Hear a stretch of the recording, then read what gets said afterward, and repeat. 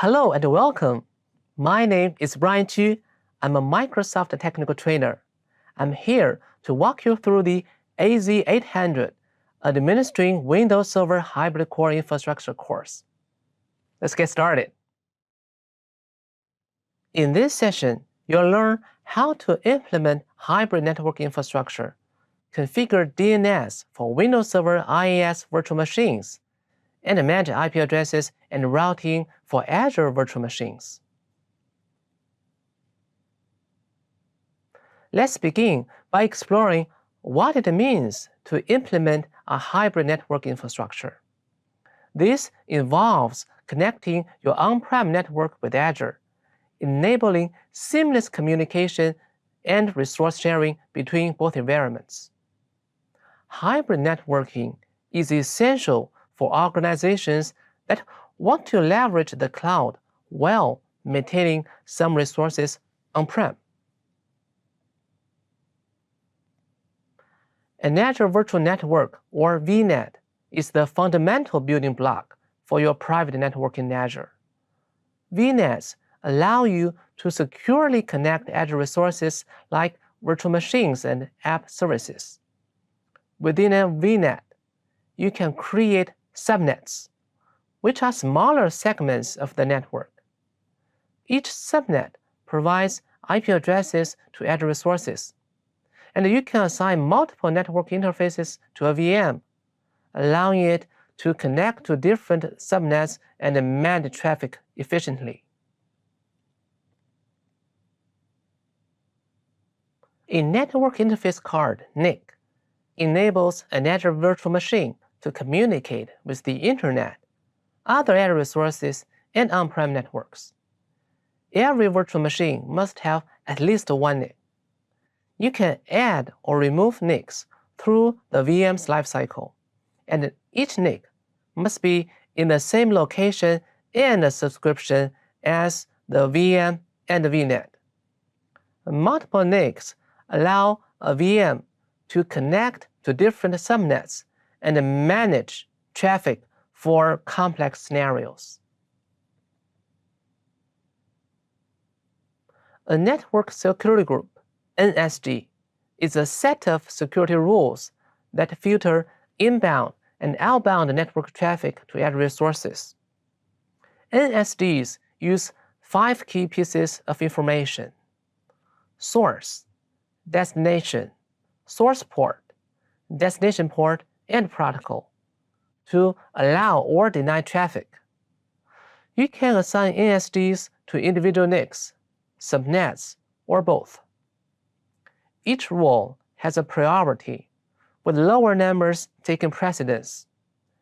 NSGs are stateful, meaning return traffic is automatically allowed, and you can define up to 4,096 rules per NSG.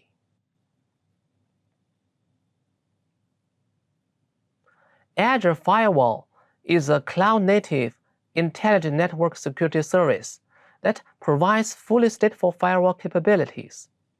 It offers built-in high availability and supports both standard and premium versions. Azure Firewall can filter traffic at layer 3 through 7 and use threat intelligence to detect and block malicious activity. You can connect multiple VNets to a single Azure Firewall, centralizing your security controls and simplifying management. Azure VPN Gateway is a specialized VNet gateway which enables encrypted traffic between Azure and other locations, such as on-prem networks, other VNets, or even other cloud providers. The VPN gateway uses both public and private IP addresses and is deployed in a dedicated subnet called Gateway Subnet. After deployment, you can create IPsec, IKE VPN tunnels to secure connect different networks. Each VNet can have only one VPN gateway, but you can establish multiple connections to it. Azure Expert Route provides a dedicated private connection between your on-prem network and Azure, bypassing the public internet for greater security and reliability. Express Route is ideal for production workloads and supports connections to Microsoft Cloud services like Azure and Microsoft 365. Azure Virtual WAN is a networking service that brings together networking, security, routing functionalities in a single interface. It uses a hub-and-spoke architecture and supports branch connectivity, site-to-site VPNs, point-to-site VPNs, Expert Route, and more. Azure Subnet Extension allows you to include Azure resources as part of your on-prem subnets, making them part of the same IP broadcast domain. This is achieved using a Layer 3 overlay network solution.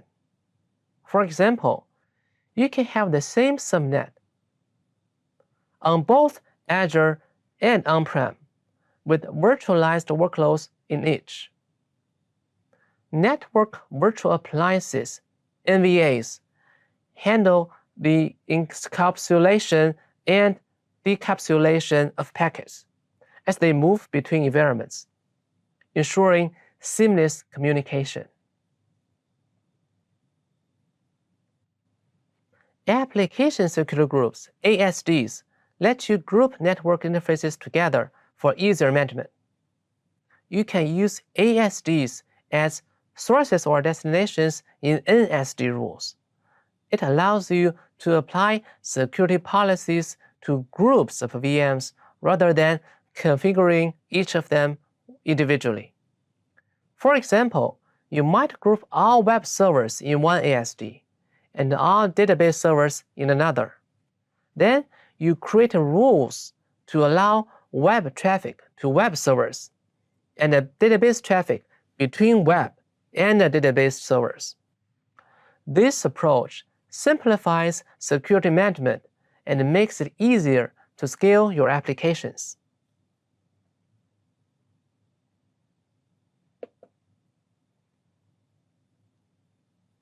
Azure supports several VPN options. Side-to-side VPN connects your on-prem network to Azure over IPsec IKE, requiring an APN device with public IP. Multi-site VPN is a variation that allows you to connect multiple on-prem sites to Azure using a route-based VPN gateway. This is useful for organizations with multiple branch offices or data centers that need secure connectivity to Azure. Point-to-site P2S VPN enables individual users to connect securely to Azure from remote locations, such as their home. Users initiate the connection using protocols like SSTP or IKE version 2, and no on-prem VPN device is required. VNet to VNet VPN connects two Azure VNets, allowing resources in different VNets to communicate securely. Both options use VPN gateways and IPsec IKE tunnels for encryption and security. When implementing a VPN gateway, you can choose between policy-based and route-based gateways. Policy-based gateways require you to define sets of IP addresses for routing, while route-based gateways use IP routing to determine the best tunnel for each packet. Route-based gateways are recommended for VNet to VNet, P2S, multi-site connections, and coexistence with the Expert Route. Azure Expert Route enables you to create a private connection from your on-prem network to Microsoft Cloud services, including Azure and Microsoft 365. You configure XpRoute using a VPN gateway, and it's possible to combine XpRoute with side-to-side VPN connections for added flexibility. XpRoute is ideal for organizations that require high security, reliability, and performance for their cloud connections. XpRoute offers several connection options, including Cloud Exchange Colocation, Point-to-Point Ethernet, any-to-any IPVPN, and also XpRoute Direct. XpRoute is designed for high availability and supports a variety of connectivity models to meet different organizational needs. To configure XpRoute, you'll need to create a circuit, often with the help of a vendor, and set up peering connections. Private peering connects your on-prem network to Azure VNets, while Microsoft peering connects to Microsoft SaaS applications like Microsoft 365. For private peering, you'll need to provide details like the peer ASN, the primary and secondary subnets, VLAN ID, and an optional shared key. Azure Virtual WAN is a networking service that brings together networking, security, routing functionalities in a single operational interface. To configure Azure Virtual WAN, you'll create a virtual WAN, add a hub, create a site, connect the site to the hub, and finally link VNets to the hub. Azure Virtual WAN supports branch connectivity, site-to-site VPN, point-to-site VPN, XpRoute, intra-cloud connectivity, routing, Azure Firewall, and encryption for private connectivity. The architecture is similar to a wheel, with hubs representing Azure regions and spokes representing connected resources. In Azure, there are two main types of DNS services: public DNS and private DNS. Azure Public DNS provides name resolutions for internet-facing domains, making your resources accessible from anywhere on the internet. Azure Private DNS, on the other hand, is used for name resolution within your virtual networks and between virtual networks. This is essential for internal communication between Azure resources. Azure DNS does not currently support conditional forwarding, DNSSEC, or zone transfers. So, it's important to plan your DNS architecture accordingly. You can configure your on-prem DNS server to forward DNS lookups to Azure, enabling seamless name resolution between your on-prem environment and Azure. DNS forwarding allows you to resolve names between virtual networks and let on-prem machines resolve Azure-provided host names. This is especially useful in hybrid scenarios where resources need to communicate across environments. Now, let's focus on implementing DNS for Windows Server IaaS virtual machines. DNS is a critical role for name resolution within Azure and between Azure and on-prem resources. You'll learn how to configure Azure DNS, create and manage DNS zones, and troubleshoot DNS issues in Azure environments.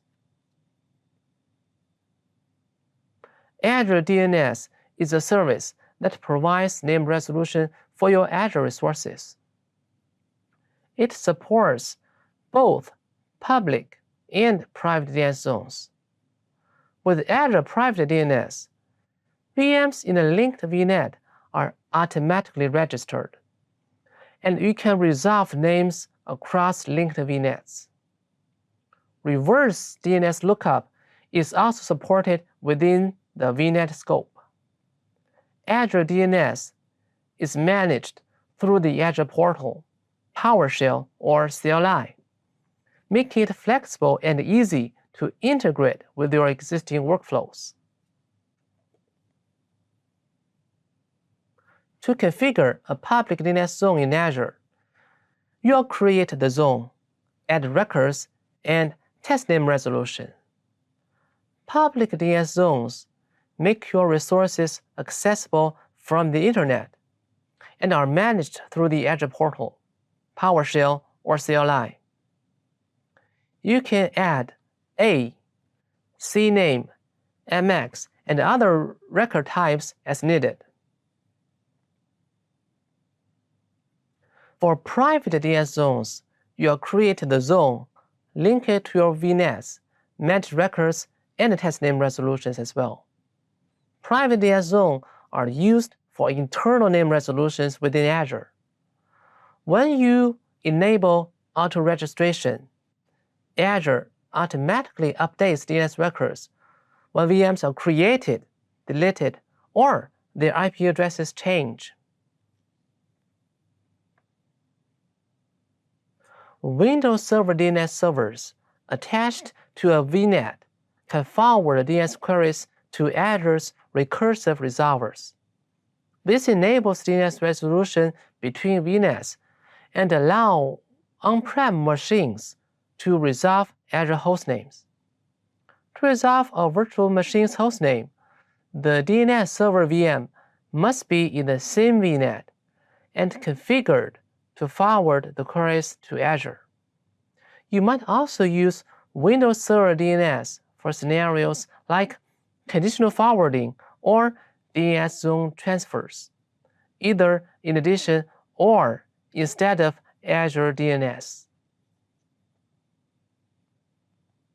Split Horizon DNS, also known as Split Brain DNS, uses the same domain name for both internal and external resources, but separates them into two zones, one private, one public. For example, the private zone for contoso.com contains internal records, while the public zone contains records for Internet-facing resources. This approach allows internal users to resolve private IP addresses and external users to resolve public IPs, improving security and flexibility in name resolution. If you encounter problems administrating Azure DNS, start by reviewing audit logs and checking for unique zone names. If you can't create a DNS zone, ensure you haven't exceeded your subscription zone limit. For issues creating DNS records, check for duplicates, conflicts, or record set limits. If you can't resolve a DNS record, verify the record's correctness, clear the DNS cache, and ensure the record exists on Azure DNS name servers. Several command line tools can help troubleshoot DNS issues. NSLookup lets you query DNS information and valid records. DNSCMD is useful for managing the DNS server role and automating tasks. ipconfig displays IP configuration details and supports troubleshooting DNS clients. You can also use the Monitoring tab in the DNS Server Properties dialog to perform local and recursive queries. you can test server communication with upstream servers. If you suspect a name resolution problem, start by clearing the DNS resolver cache with ipconfig/flushdns. Try pinging the remote host by IP address to check connectivity, then by hostname to test name resolution. Use NSLOOKUP with detailed output to diagnose where the resolution fails. Examining the output can help you pinpoint and resolve DNS issues efficiently. Next, we'll focus on implementing IP addressing and routing for Windows Server IaaS virtual machines in Azure. You'll learn how to configure VNet, assign and manage IP addresses, and set up routing for your VMs. Azure VNets provide direct IP connectivity among VMs within the same private IP address space. You can connect different VNets together and even link VNets to your on-prem networks. Each VNet is defined by a private IP address space, and each VM connects to the VNet through a network interface. You can assign both public and private IP addresses to a network interface, and choose between dynamic and static allocation methods.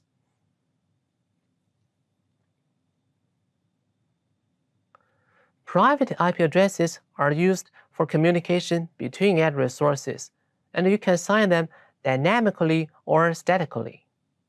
You can also configure custom DNS settings for your VMs and assign private IPs to internal load balancers and application gateways.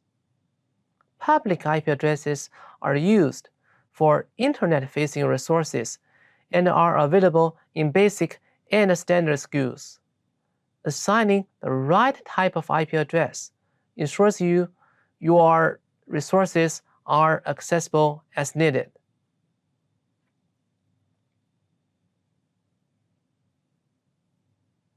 When creating a VM, you can configure its IP settings, including the NIC's private and public IPs, VNet and subnet, inbound and outbound port rules, application security groups, and load balancing options. Reviewing and adjusting these settings ensures your VM is properly connected and secured within your network.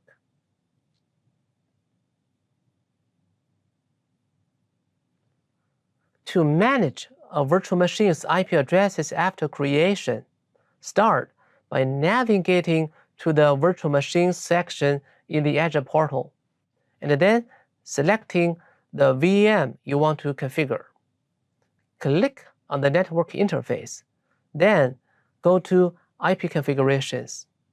Here, you can review or edit the private IP configurations, add or change a public IP address, and select the assignment method. After making changes, remember to save your configuration. This flexibility allows you to adapt your VM's network settings as your environment evolves. Azure automatically creates several default routes, known as system routes, when you create a virtual network. These routes determine how traffic flows between resources, the internet, and other networks. You can also create user-defined custom routes to override the defaults, or use Border Gateway Protocol, BGP, to exchange routes with your on-prem infrastructure. Custom routes allow you to direct traffic through virtual appliance, gateways, or specific network path, giving you greater control over your network's behavior. Azure supports IPv6 for VNets, enabling you to host applications that require both IPv4 and IPv6 connectivity. With the dual-stack VNets, your apps can communicate over both protocols, supporting modern internet requirements and compliance needs. The diagram on this slide shows how dual-stack connectivity works, allowing communication within Azure and to and from internet using both IPv4 and IPv6 addresses.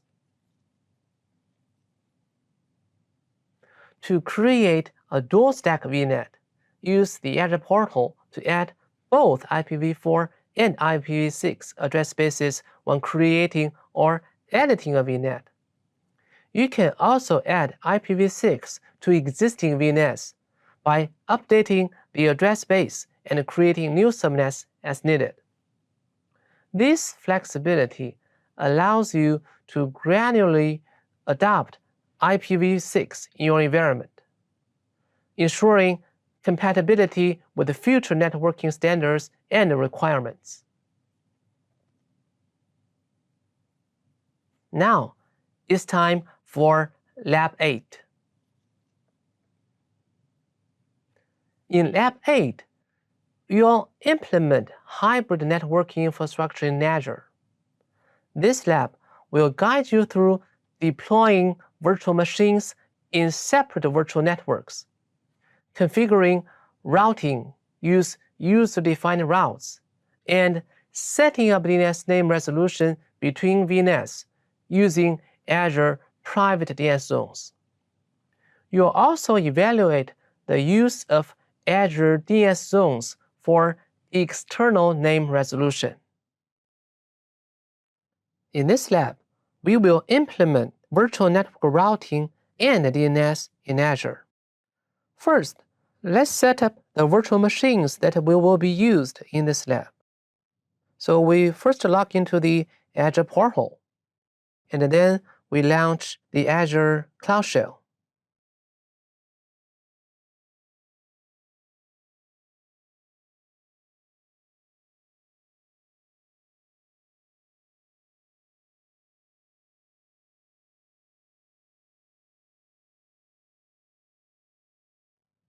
Okay, and the next step is to upload the JSON templates into the Cloud Shell.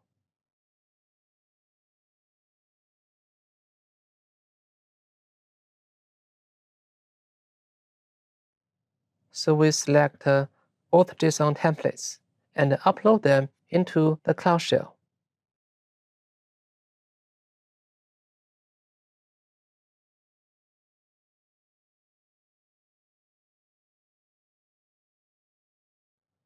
And next, we will use these templates to do the resource deployment. So we will use the built-in editor to take a look at the contents in these JSON templates.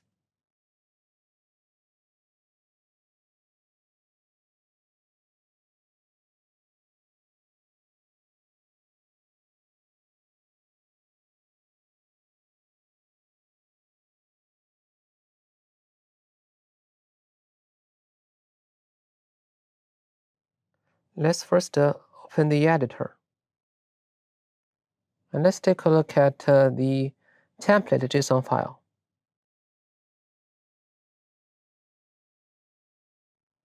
As we can see here, it will create virtual machines from this template.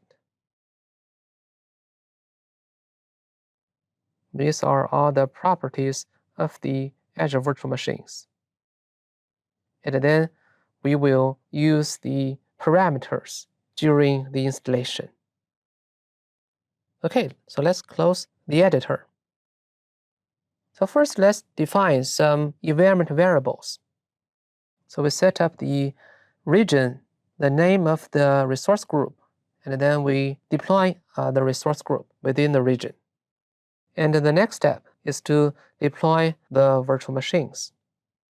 Let's run the command. Okay, Looks like the deployment is completed. So let's switch to Azure Virtual Network. As we can see, 3 virtual networks were created. And there are also 3 Azure virtual machines. Each virtual machine exists in each of the individual Azure virtual network. The next step is to install the Network Watcher extension on all of the 3 Azure virtual machines we just deployed. Let's first set up some environment variables. And then we will use a for each loop to get these extensions installed. And let's run it in the Azure Cloud Shell. While the extensions are being deployed, let's switch to the Azure Virtual Network. We will configure the hub and spoke network topology. So first, let's select VNet 0.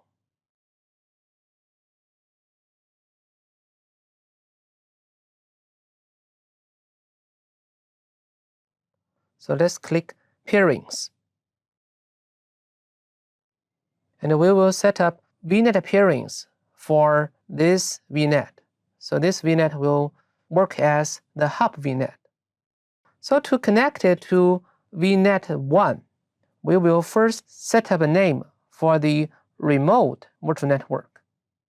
And the peering link name is VNet 1 to VNet 0.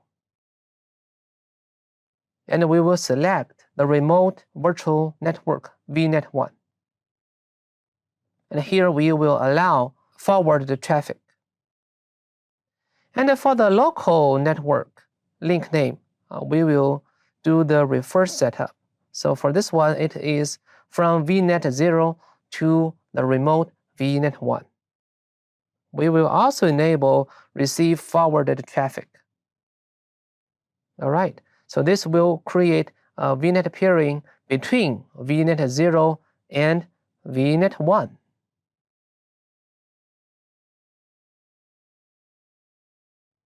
All right. So after the peering is set up, we will continue with another peering. So this one, it is VNet 0 and VNet 2. So we will first set up the remote virtual network summary. The link name will be VNet 2 to VNet 0. And we select the remote virtual network, VNet 2. And for the local network setup, we will actually do the reverse setup. So here we will give the name, it is VNet 0 to VNet 2. And we still allow receive forward traffic. And we click Add. So this will set up another VNet peering between VNet 0 and VNet 2. After these 2 peerings are established, we can test transitivity for the virtual network peering. So the way we do that is we will take advantage of the Network Watcher. Installed Network Watcher extension on those virtual machines. So this time, we switch to Network Watcher. And we will use the connection troubleshoot feature within the Network Watcher. So let's click Network Diagnostic Tools. And then we will select Connection Troubleshoot. You can do various of troubleshoot jobs within this one. But here we are pretty interested with the connectivity. So for the source one, let's select VM0. So this one is within the VNet 0 virtual subnet. And for the destination, you can do selecting from the drop-down list, or you can manually input the URL, FQDN, or the IP address. So here we'll just use IP address, the private IP address of VM1. But later, for our future test, we'll simply select the virtual machine from the drop-down list. For the destination port, we will check the connection on 3398. And if we scroll down a little bit, you can see that you can do the tests on several features. So let's click Run Diagnostic Tests.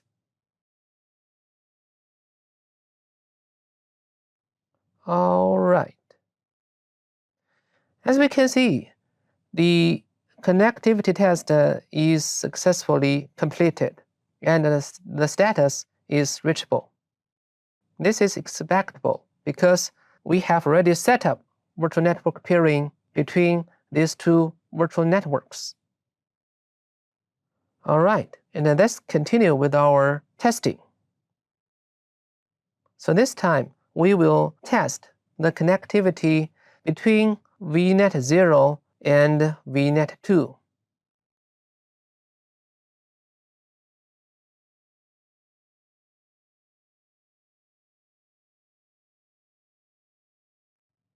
And we still use the same destination port. And in the interest of time, we will just test the connectivity, and we'll run the diagnostic tests. So if everything works as expected, we will see results as reachable. And there we go. Because the two virtual networks, VNet 0 and VNet 2, are already have VNet peering set up.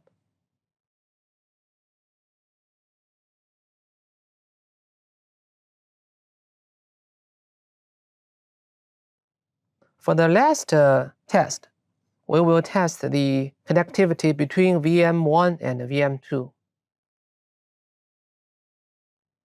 So what do you think the result will be? As we all know, we haven't set up VNet peering between VNet 1 and VNet 2. So let's see the result this time. As we can see here, the result is unreachable because for the VNet peering, there is no transitive feature, right? So VM1 and VM2, they cannot communicate it with each other for the moment.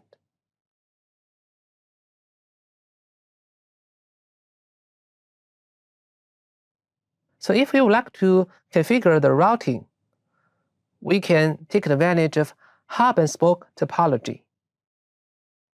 So in our lab, we will use VM0 as our router so that it will route the traffic between VM1 and VM2.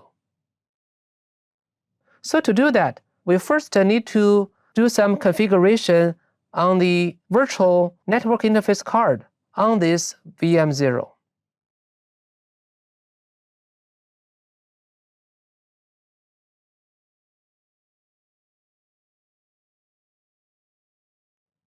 So let's click Network Settings.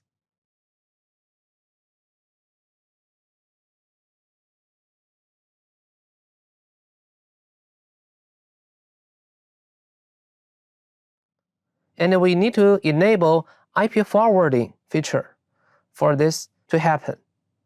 So let's select the network interface.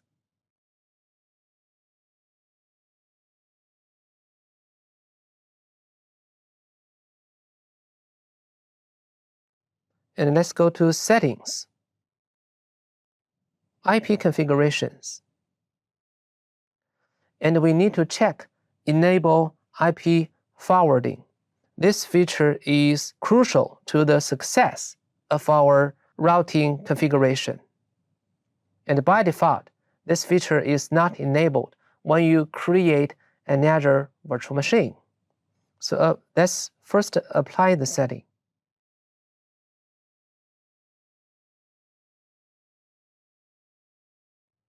And next, we will do some configuration on the Azure Virtual Machine VM0 so that it has the capability to do the routing.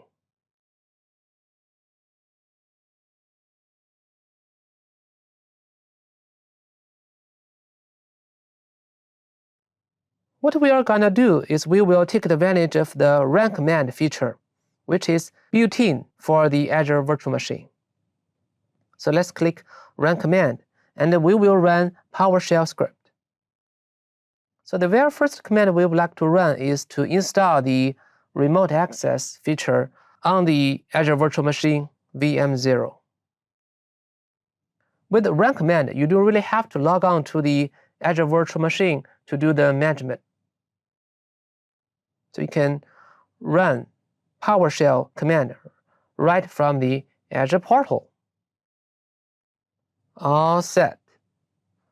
So the remote access feature is enabled. Next, let's do some configuration. So this one will enable remote access for this VM0, and it can be used as a router.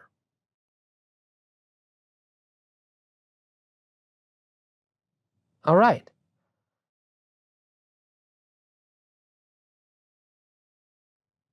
After that, we need to create some user-defined routes. For the hub and spoke topology, you need to add UDR to make the hub and spoke topology transitive. So first, let's create a route table. We select the resource group,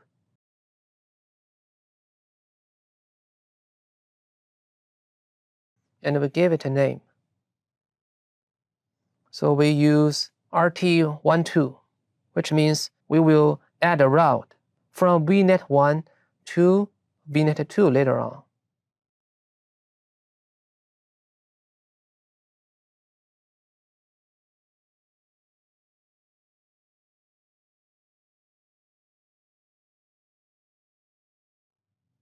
So we will create this route table first.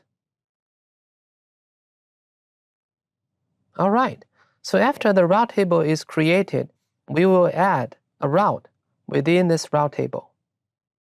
So let's first select the route table just to create it.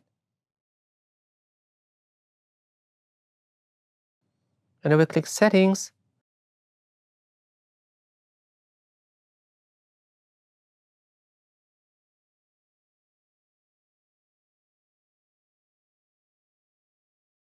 And we add a new route. So as I mentioned earlier, this route is used for the data packet from VNet1 to VNet2. And we will input destination IP address or CIDR as the IP range of VNet2. For the next hop type will be virtual appliance. For the next hop address, we will simply input the private IP address of VM0 because that is our router.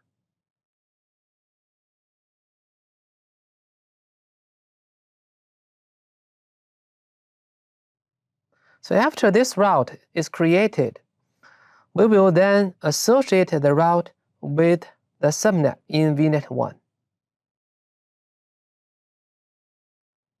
As seen from our previous steps, the virtual machines are all located within default subnet 0 in all of these three virtual networks. Okay.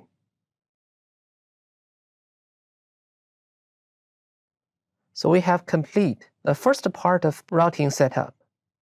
Then we will create another route table. And this time, we will route the data packet from VNet2 to VNet1.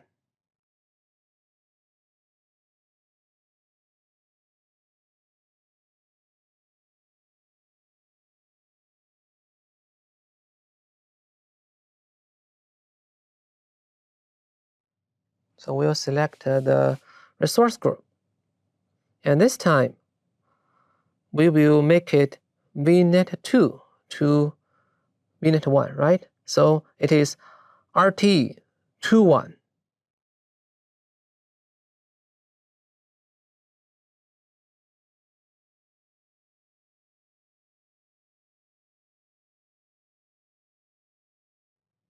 And we create the route table.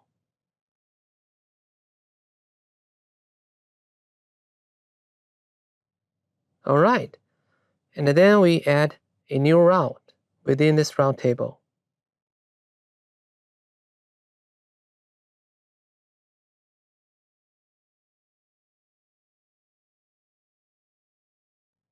So this time it is VNet2 to VNet1. And the destination type will be IP address. We'll type in IP address of VNet1. So for next hop type, it is also virtual appliance and the private IP address of VM0. And click Add.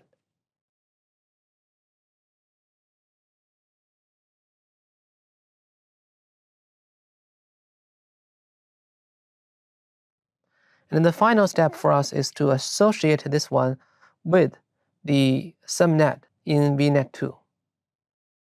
So we'll select VNet2 and choose the only subnet within VNet2, subnet 0.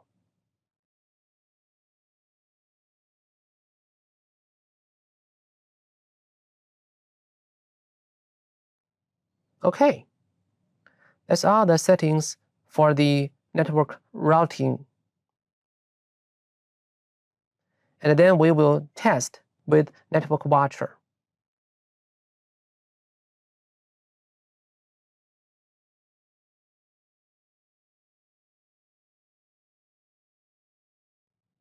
So we will launch Connection Troubleshoot. And within the feature, we'll select VM1 for the source and VM2 for the destination.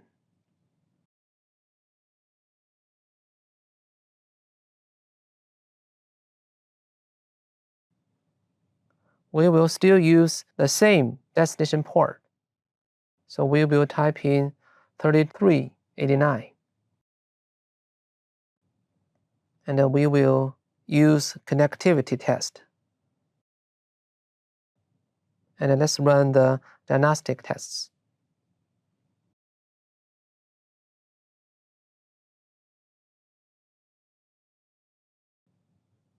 And as we can see now, it is reachable. It means that our existing routing setup is successful. Next, we will switch gear to implement DNS resolution in Azure.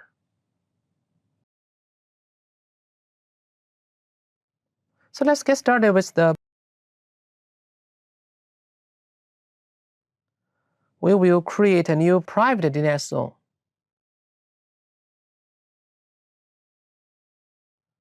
But first, let's create a new resource group.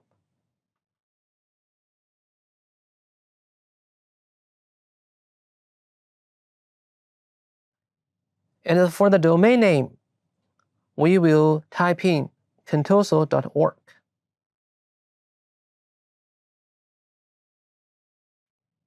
And let's review and create.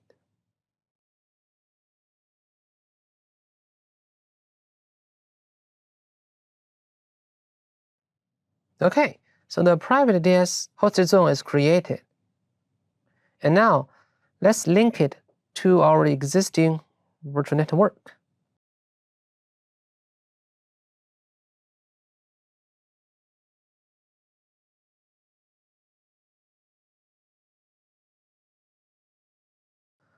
And we find Setup for the virtual network links. We click Virtual Network Links. And we add a new link.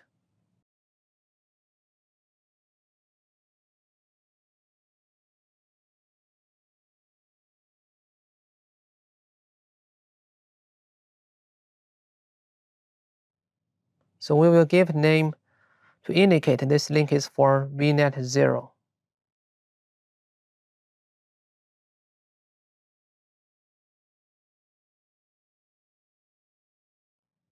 And we'll select VNet 0 from the drop-down list.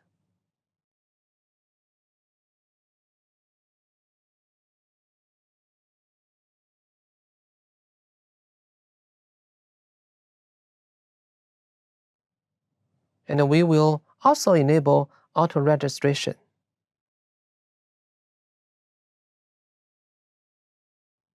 So this will enable the auto creation for new private DNS records in the private DNS zone. And next, we will repeat the process for the remaining two virtual networks, VNet 2 and VNet 1.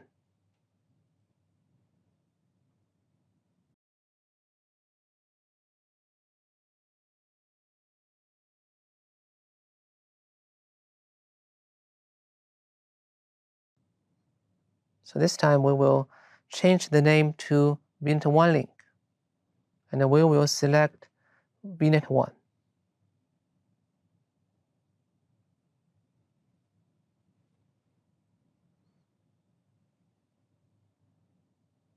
And enable auto registration.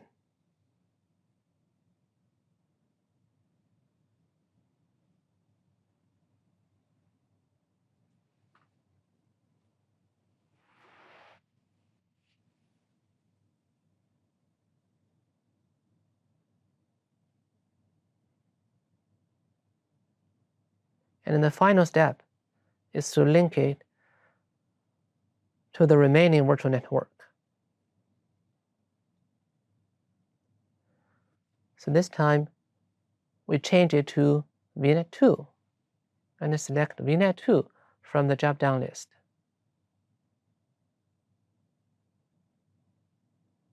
And we click Create.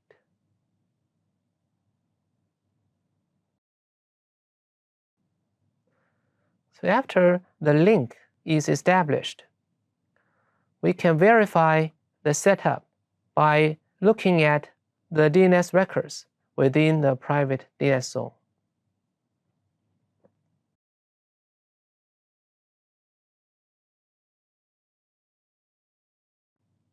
Okay, so all of the three links are established.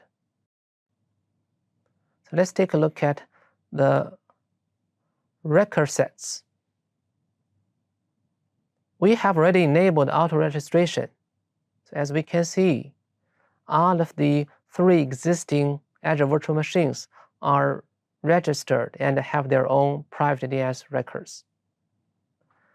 The next step is to validate the private DNS name resolution. We will still use connection troubleshoot. Remember, when we first did the troubleshooting, I said for the destination, you can specify FQDN. So this time we will test the DNS feature with the FQDN of the Azure virtual machine.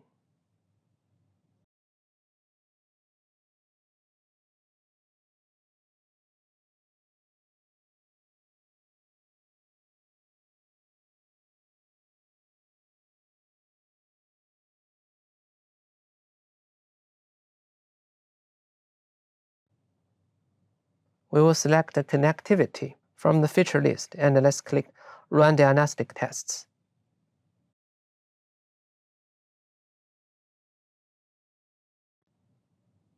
As you can see, the DNS resolution is successful.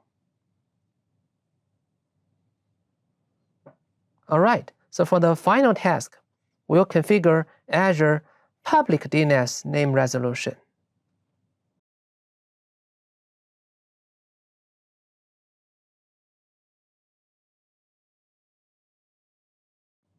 So this time, we will search DNS and we will use public DNS zones.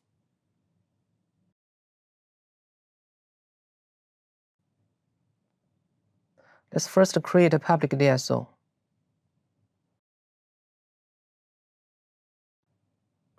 we will select the resource group. And then we will type in the name of the DNS zone. So here I will just choose contosodemo.org. When you do the test, you need to make sure that this DNS zone is available.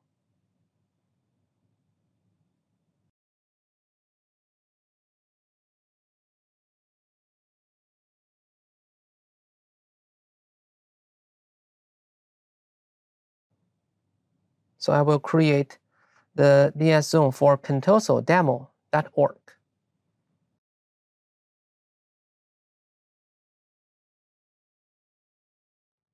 All right, so the deployment is complete. And for our demonstration, we will simply create a host A record.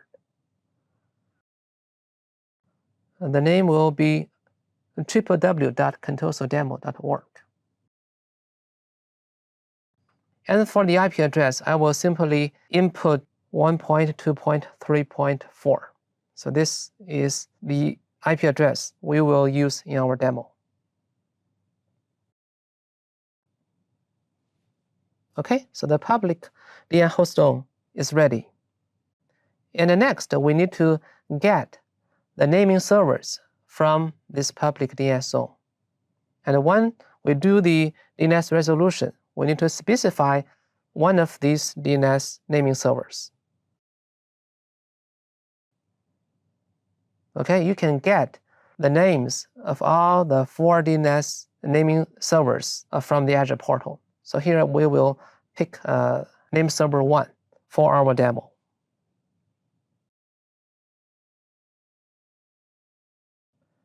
Next, we will launch Windows PowerShell to do a DNS resolution. So the command that we will use is nslookup.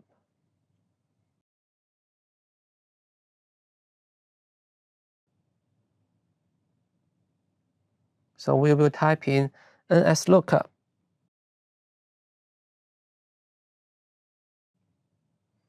And we will do the DNS resolution for the host A record we just created.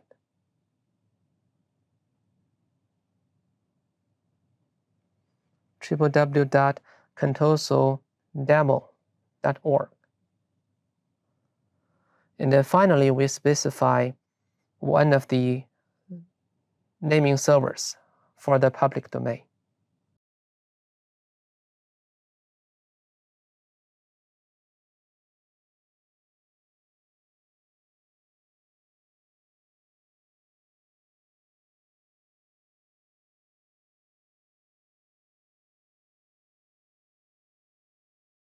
Let's run the command. As you can see, we can successfully resolve the IP address of the DNS record.